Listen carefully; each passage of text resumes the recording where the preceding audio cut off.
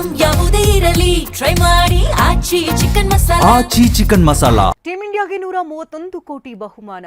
ಹರ್ಷದೀಪ್ ಸಿಂಗ್ಗೆ ದಂಡ ಹಾಕಿದ ಐಸಿಸಿ. ಸಂಜು ಸ್ಯಾಮ್ಸನ್ ಸೆಲ್ಫಿಗಾಗಿ ಮುಗಿಬಿದ್ದ ಅಭಿಮಾನಿಗಳು.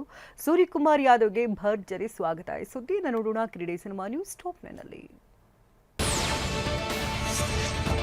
2026ರ ಟಿ20 ವಿಶ್ವಕಪ್ ಗೆದ್ದ ಭಾರತ ತಂಡಕ್ಕೆ ಬಿಸಿಸಿಐ ಭರ್ಜರಿ ಗಿಫ್ಟ್ ಕೊಟ್ಟಿದೆ.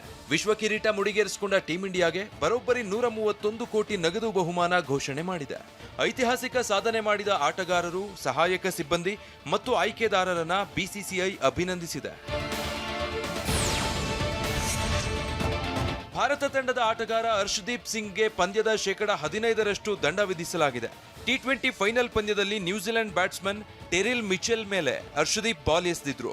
ಇದು ಐಸಿಸಿ ನೀತಿ ಸಂಹಿತೆ ಉಲ್ಲಂಘನೆ ಆಗಿದೆ. ಹೀಗಾಗಿ ಪಂದ್ಯದ ಶುಲ್ಕದ 15% ದಂಡದ ಜೊತೆಗೆ ಒಂದು ಡಿಮೆರಿಟ್ ಪಾಯಿಂಟ್ ನೀಡಲಾಗಿದೆ. ಟಿ20 ವಿಶ್ವಕಪ್ ಗೆಲುವಿನ ರೂವಾರಿ ಸಂಜು ಸ್ಯಾಮ್ಸನ್ ಕೇರಳಕ್ಕೆ ವಾಪಸ್ ಆಗಿದ್ದಾರೆ. ತಿರುವನಂತಪುರಕ್ಕೆ ಮರಳಿ ಬಂದ ಸಂಜುಗೆ ಅದ್ದೂರಿ ಸ್ವಾಗತ ಸಿಕ್ಕಿದೆ. ಸಂಜು ತಂದೆ ಹಾಗೂ ತಾಯಿಯನ್ನ ತಪ್ಪಿಕೊಂಡಿದ್ದಾರೆ. ಪ್ರೀತಿಯ ಮಗನಿಗೆ ಹೆತ್ತವರು ಮುತ್ತಿಟ್ಟು ಅಭಿನಂದಿಸಿದ್ದಾರೆ. ಇನ್ನು ಸಂಜು ಜೊತೆಗೆ ಫೋಟೋ ತೆಗೆದುಕೊಳ್ಳಲು ನೆರೆಹೊರೆ ಮನೆಯವರು ಮುಗಿಬಿದ್ದಿದ್ದಾರೆ.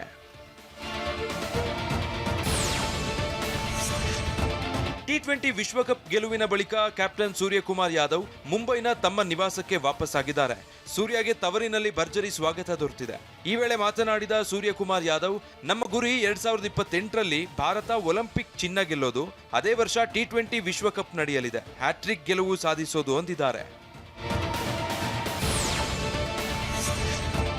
ಟಿ20 ವಿಶ್ವಕಪ್ ಗೆಲುವಿನ ಬಳಿಕ ರಿಂಕು ಸಿಂಗ್ ತಮ್ಮ ದಿವಂಗತ ತಂದೆಗೆ ಭಾವುಕ ಶ್ರದ್ಧಾಂಜಲಿ ಸಲ್ಲಿಸಿದ್ದಾರೆ. ಸೂಪರ್ 8 ವೇಳೆ ರಿಂಕು ಸಿಂಗ್ ತಂದೆ ನಿಧನರಾಗಿದ್ರು. ಬಳಿಕ ಅಂತಿಮ ವಿಧಿವಿಧಾನಗಳ ಬಳಿಕ ಟೀಂ ಇಂಡಿಯಾವನ್ನ ಸೇರ್ಕೊಂಡಿದ್ರು. ಸದ್ಯ ತಂದೆ ಕನಸು ನನಸಾಗಿದ್ದಕ್ಕೆ ಸಂತಸ ವ್ಯಕ್ತಪಡಿಸಿದ್ದಾರೆ. ನಿಮ್ಮನ್ನ ತುಂಬಾ ಮಿಸ್ ಮಾಡ್ಕೊಳ್ತೀನಿ ಅಪ್ಪ ಅಂತ ಪೋಸ್ಟ್ ಹಂಚಿಕೊಂಡಿದ್ದಾರೆ.